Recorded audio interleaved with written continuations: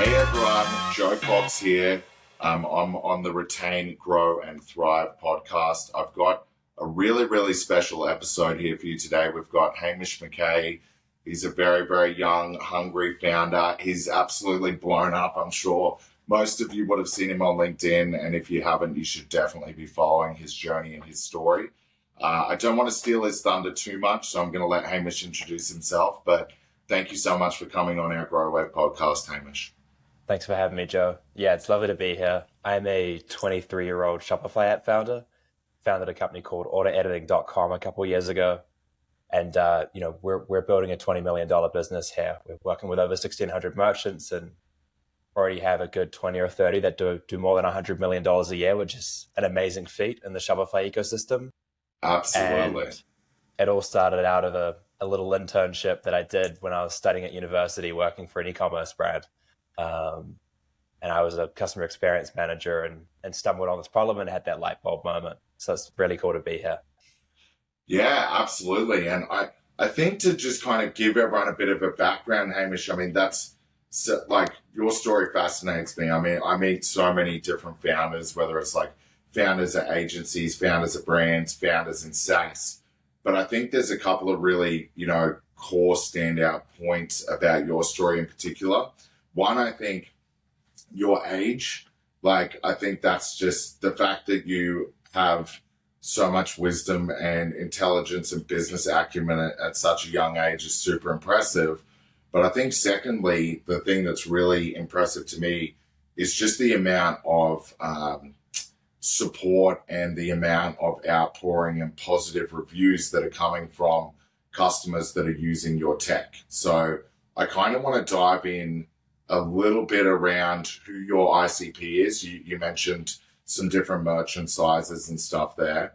And I'd also just love to know, on a personal level and on a friend level, what is it that's driving you to have this success at such a young age and to just go after it? I mean, I have friends that are, at my age and, into their 40s and 50s who are kind of, founding businesses now, and they don't have that level of drive or that level of business acumen. So tell me a little bit more about your ICP and tell me a little bit more about what drives you, man.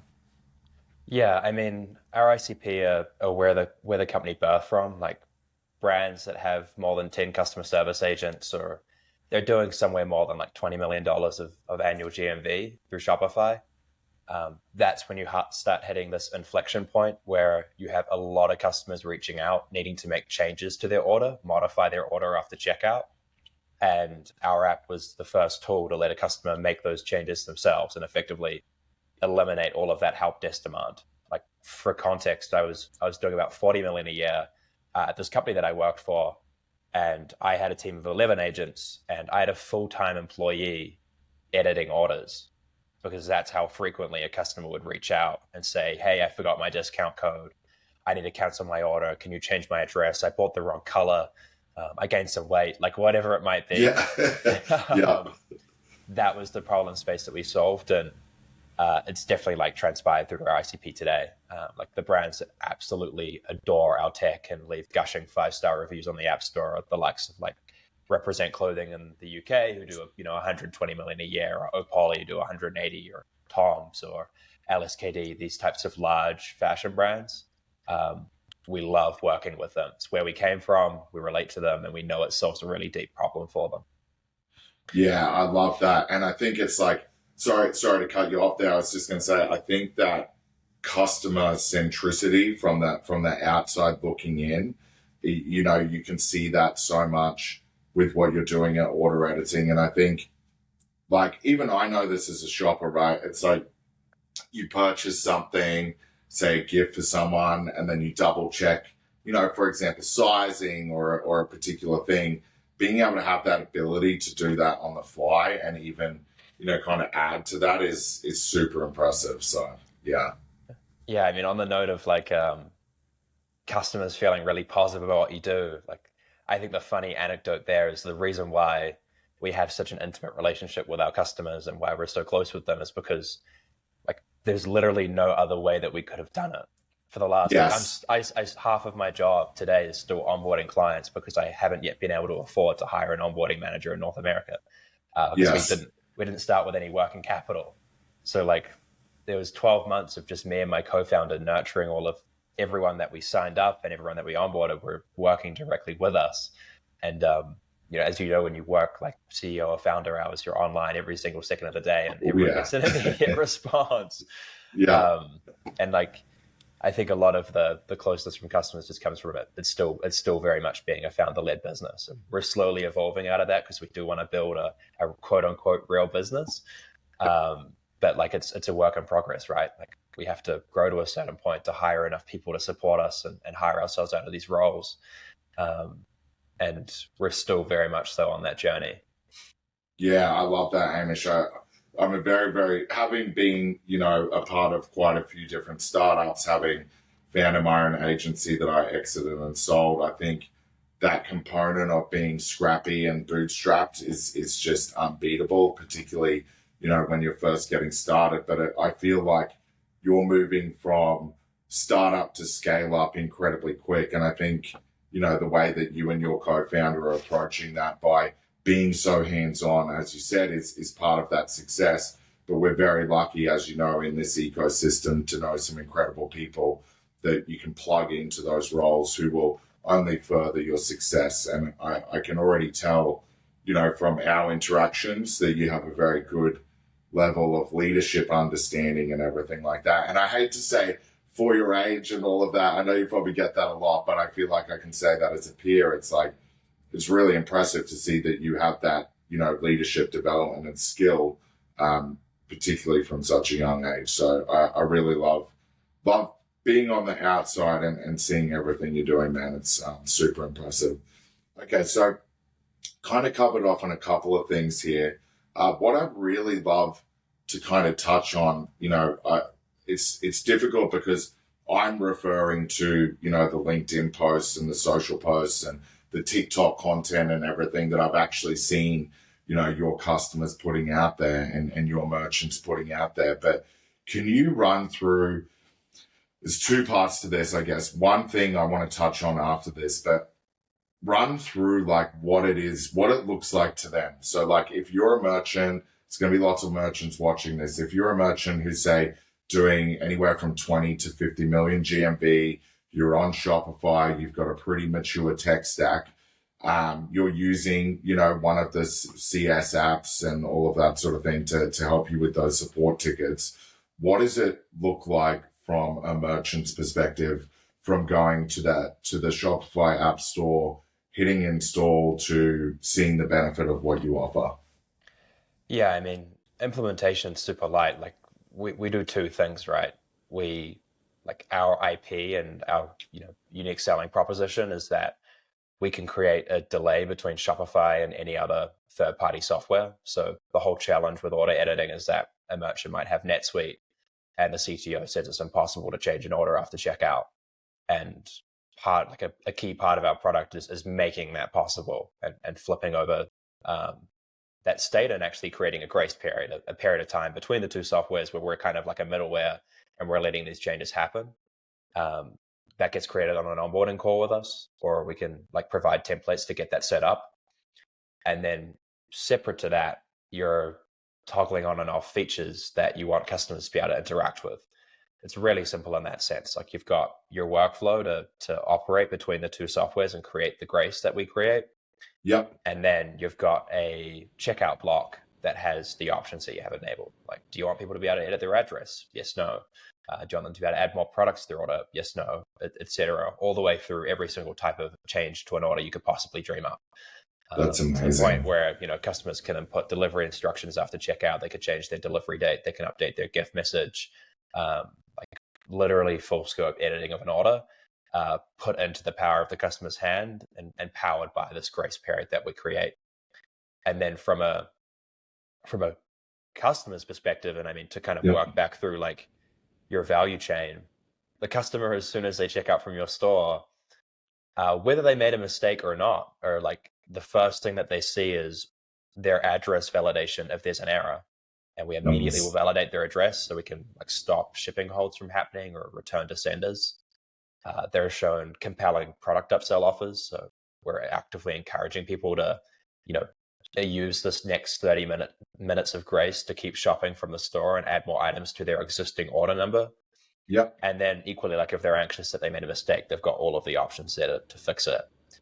And that like interaction from the customer has led to like tens of Trustpilot reviews about our app. If you search up Hexclad edit my order, there's like 3 people who left a 5 stars on Hexclad's Trustpilot saying they let me edit my order after purchase without writing an email. And that naturally kind of funnels back to the brand, where the brand or the customer service agent doesn't have as many tickets to solve in their day. And so they have more time in their day to focus on more important things rather than these like menial support tickets that no one's leaving a positive review for, because I just expect you to edit my order. And then the CFO is happening because they're generating more revenue post-purchase. Like you're actively growing your AOV. Yeah, and absolutely. And I think to that point, you know, I know that we're talking about integration in the background between us, and I just had a couple of ideas with some of the things we do with Shopify's checkout extensions. Like, I think you could even like empower that even further by then having reviews for those upsells at, you know, checkout, which is, I mean, currently we do it so that you can have reviews at Shopify Plus checkout on product to encourage that conversion. But I think taking that one step further and, you know, showing it on upsell would be incredibly cool as well. So that's awesome. And it may even also, if they're potentially looking to edit that order and remove a product, being able to actually then add that extra piece of social proof that would remove hesitation. Sorry, I'm thinking out loud here. Okay, so on that note, one of the biggest sort of benefits, you spoke about it where you were leading a team dealing with these, you know, CS requests and order edit requests. So like, I'd love to just do some quick math for the audience here. So let's say that person was on, let's call it between 100 and 150, you know, kind of in that ballpark. Would you say that's accurate for that salary? As in like a customer service agent? Sorry, just in the example we were referring to, like how you had that customer service agent who was just dealing with those order editing tickets. I think that like the easiest way to answer that is customer service teams typically have a metric called their cost per ticket. It's like a balance of their help desk costs plus their staff and whatever costs you incur by doing customer service. And every single email that got sent to us cost us about like $2.30 US. That was like my cost per ticket when I was working brand side. And we launched the product in January on like Mr. Beast's merchandising store, Carl Jacobs' merchandising store, Valkyrae's, all of these gaming YouTubers that we were running e-commerce for. And 36,000 customers used our app in 12 months. Wow. And so you can run the multiple on that. We saved somewhere of like $75,000 or $78,000 in cost of email. It meant massive. That like when we grew from like, you know, 30 to 40 million that year or 20 to 35 million that year, I didn't hire anyone else. Like we literally just didn't have to hire another person despite scaling.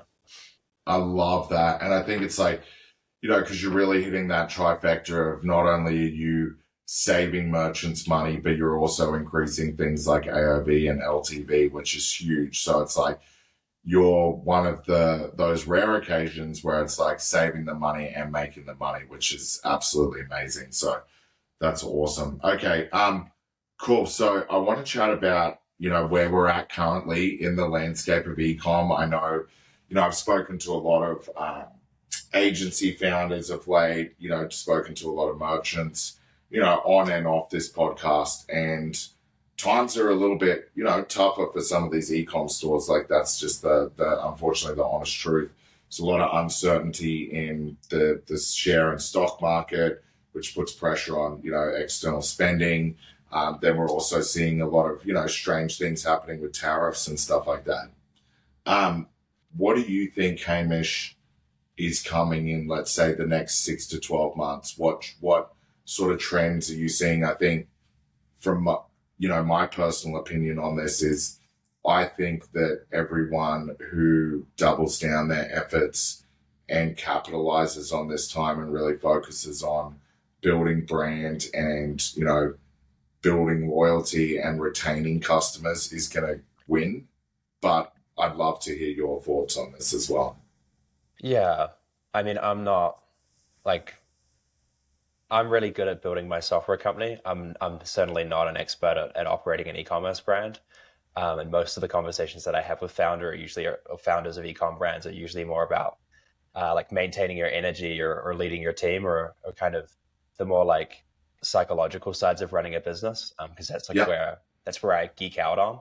Yes. I think the AI shopping is really exciting and interesting, like Shopify and OpenAI integrating and all of the other bells and whistles that will come out over the next 12 months, like involved with that and with the other partnerships in the ecosystem, like customers being able to do full checkout experiences within a chatbot. Yes. And being like, I need a gift for my mother for Mother's Day. Her favorite color is blue. Like she loves these types of things. Can you find me a good gift under $100? And getting suggestions across a multitude of different Shopify sites and then clicking buy. Like that is going to happen. And that's really Yes. exciting, particularly I think, for us in our space and how we think about building product.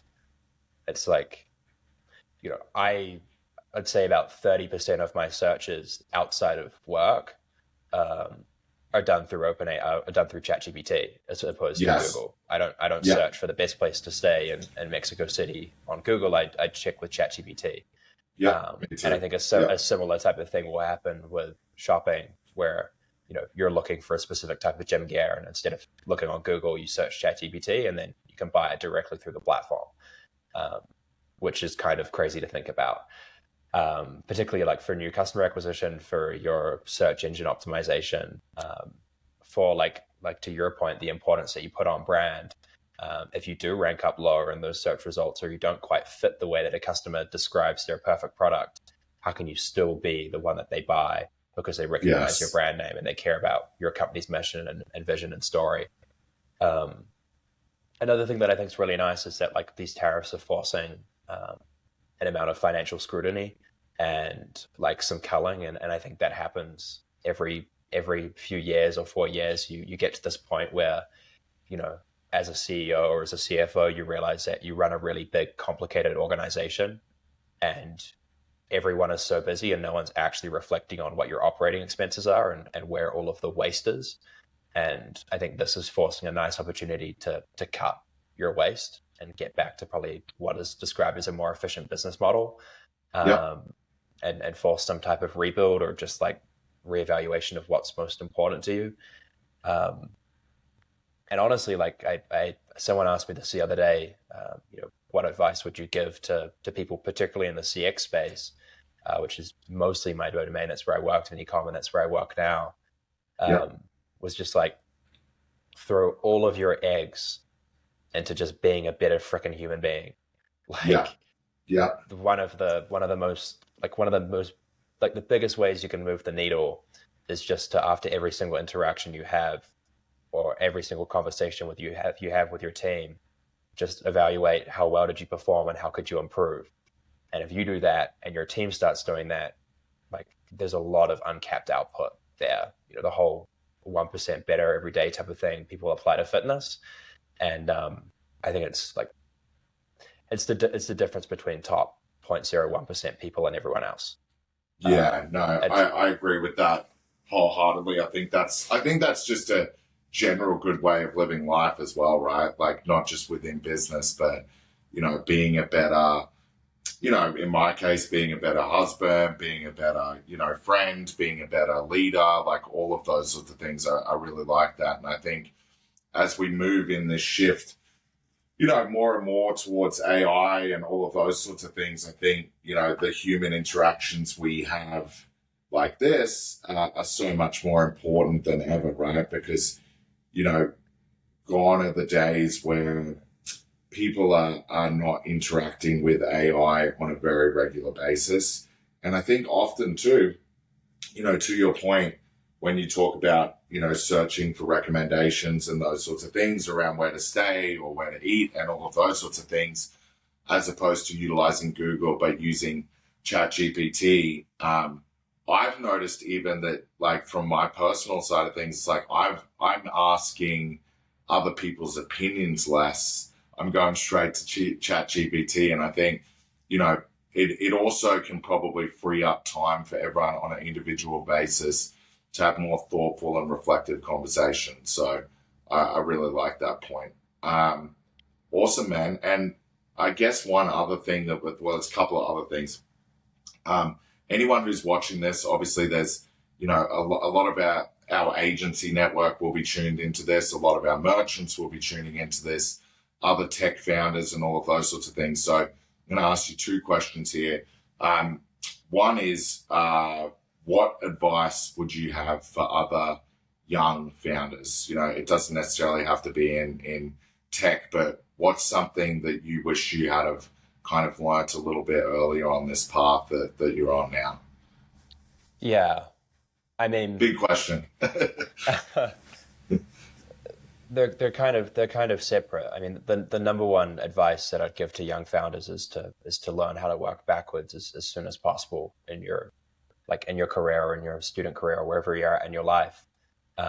Like the single biggest hack that I've ever experienced is being able to define some ideal state of life. I.e., for me, it was when I was 19 and I said that I wanted to be a millionaire when I was 25.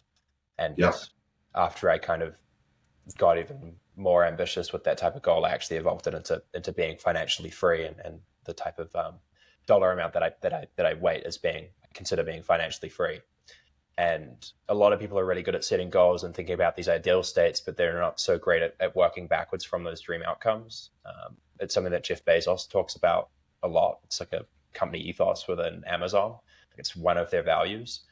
And the idea is you put out these dream outcomes and then you just slowly reverse engineer all of the steps that you'd reasonably have to take to get there.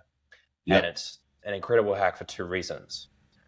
One is you'll set many ideal states, reverse engineer them, and realize that they're wrong because you don't want to go down that journey to get to that ideal outcome. I.e., yep. like the steps that I reverse engineered to be financially free at 25 would potentially be like disgusting to a whole bunch of people. They wouldn't want to work that hard, or they wouldn't want to sacrifice the things that you have to sacrifice to hit that type of outcome in 6 years. Mm-hmm. So it can help you like eliminate like false senses false thoughts in your head. But more importantly is when you find that dream ideal state and you reverse engineer it and you like the journey that you have to go out on to get there, all you have to do is just go out and execute. And it's a hell of a lot easier to execute when you're at the state of full confidence that if I just do these things, I will get there. Yep. And the thing that a lot of young people struggle with goals is they put a goal up on the board and it feels risky or it feels unlikely that they may get there, or they may underestimate the amount that they could achieve in that period of time. And it's the reason why New Year's resolutions freaking suck. Because a year just isn't long enough. Like you can't achieve that much in a year. But if you say I'm going to give myself 6 years to grow a software company and get it to millions of dollars of revenue, like you can do that in 6 years. Yeah. It's 3 years, or at least in my case, like the work that I re-engineered, it was 3 years of preparation and study and like growing the hell up, so that when I was 23 and I started my business, that people would take me seriously and that I had the like necessary skills and capabilities and resources to go out and do the thing, that I wasn't starting from scratch with an idea. And it was 3 years of like having my idea and evolving it and building it into a proper business. And it's been, the last 2 years of getting to revenue and hiring a team and executing on all of the things that I learned when I was in this like preparation stage. When I was 19, 20, 21, reading a book every single week, working under some of the smartest founders I could possibly find in the country that I lived in, paying for multiple mentors throughout that journey, going to therapy to emotionally mature. Yeah. Like these are the types of things that, when you put a goal on the map, you don't quite comprehend, but if you reverse engineer it, you can see them and you can just go out and do them. Yeah. And those types of actions just compound and you become a weird freak loser like me. That is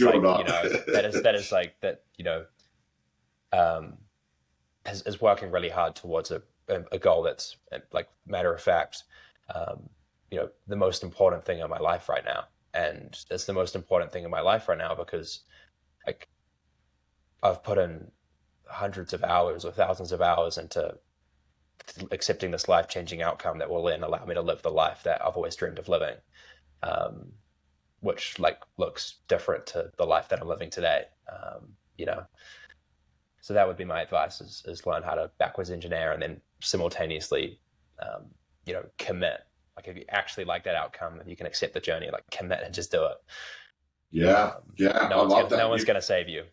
Yeah, you've got a lot of maturity and resilience. So obviously everything you're doing is working. So it's amazing to hear that. And you know, as I said, I feel very blessed to have kind of like this fly on the wall kind of like, you know, visual of all of that, because I've kind of watched this progression and this journey for a little bit now, and continuing to see it every day. And I think that's the other thing I wanted to touch on. Everyone who is watching, I definitely think that you should follow Hamish on LinkedIn. I think the content that you're putting out there and the honesty around all of this is super impressive and very authentic, and it's good. And that, you know, those bits of advice that you've given through that content are very clever and very accurate as well. So that's a quick tip for everyone watching. Okay, so I'm going to finish on two last things, Hamish.